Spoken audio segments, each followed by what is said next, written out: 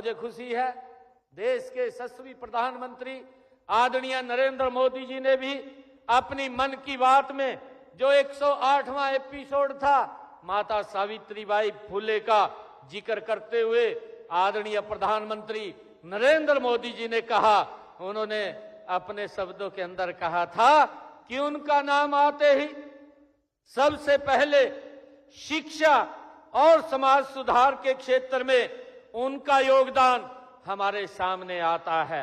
वे हमेशा महिलाओं और वंचितों की शिक्षा के लिए जोरदार तरीके से आवाज उठाती रही हैं। वे अपने समय से बहुत आगे थी और गलत प्रथाओं के विरोध में हमेशा मुखर रही हैं। शिक्षा से समाज के सशक्तिकरण पर उनका गहरा विश्वास था, ये आदरणीय प्रधानमंत्री जी ने कहा है।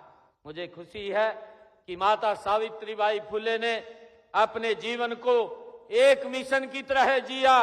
उन्होंने अपने जीवन का उद्देश्य ही विधवा विवाह करवाना, छुआछूत मिटाना, महिलाओं की मुक्ति और महिलाओं को शिक्षित करना ही उनके जीवन का ध्येय था।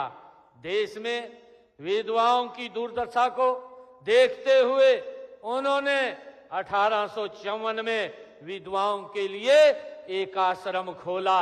यही नहीं, उन्होंने विधवाओं को पुनर्विवाह के लिए भी प्रेरित किया।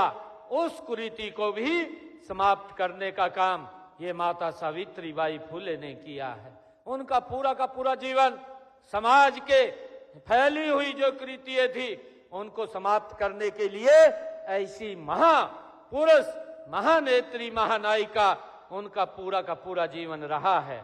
मुझे खुशी है कि 1890 में जब महात्मा ज्योतिबा फुले का निधन हो गया था तो माता सावित्रीबाई फुले ने वो सामाजिक रूढ़ियों को तोड़ते हुए उनको अग्नि देने का काम भी वो माता सावित्रीबाई फुले ने ही किया था। और मुझे ये भी बताते हुए कि 1897 में महाराष्ट्र में जो प्लेग की बीमारी फैलने पर उन्होंने जो पीड़ित थे ऐसे लोगों की मदद करने के लिए वो आगे निकल करके आई और उस प्लेग की बीमारी में वो स्वयं भी उससे ग्रसित हो गई और 10 मार्च 1897 को इसी बीमारी के चलते ही उनका निधन हुआ था।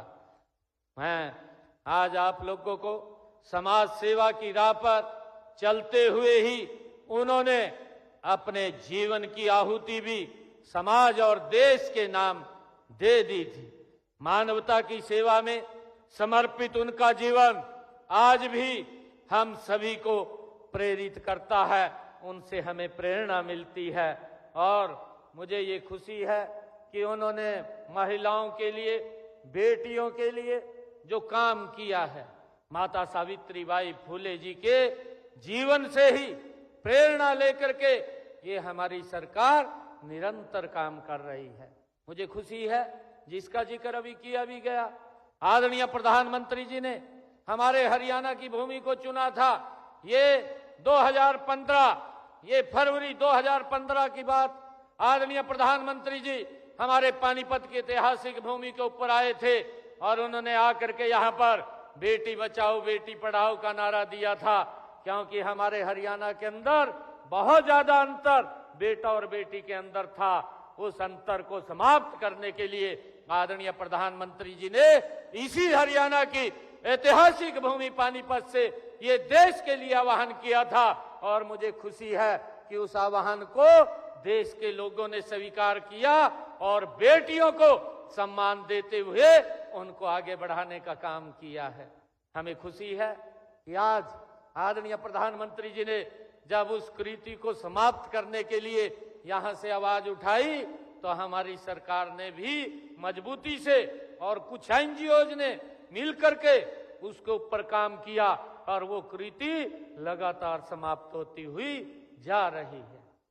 भाइयों, मुझे ये भी खुशी है कि आज हम आदरणीय प्रधानमंत्री जी के उस वाक्य को और मजबूती से और कड़ाई से इसको लागू करेंगे। एक भी बेटी को गर्भ में नहीं मारने देंगे, ये सुनिश्चित ये हमारी सरकार करेगी। आदरणीय प्रधानमंत्री जी के उस मिशन को हम आगे बढ़ाने का काम कर रहे हैं और गति से उसमें लगे हुए हैं।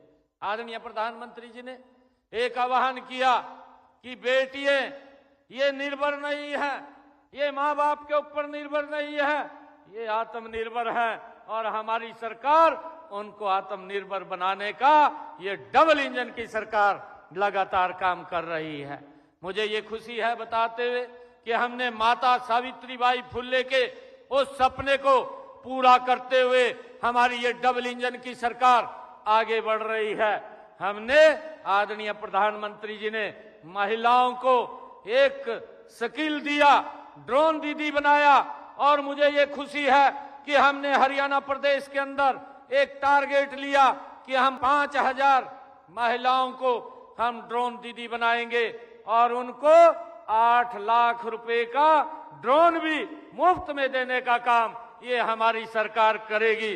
अब तक हमने 100 महिलाओं को ड्रोन दीदी बनाया है और उनको 8-8 लाख रुपए का हमने फ्री में मुफ्त में ड्रोन देने का काम किया है ताकि हमारी बेटियां आत्मनिर्भर बन सके, वो अपना काम कर सके। ये हमारी सरकार ने भाइयों मजबूती से काम किया है।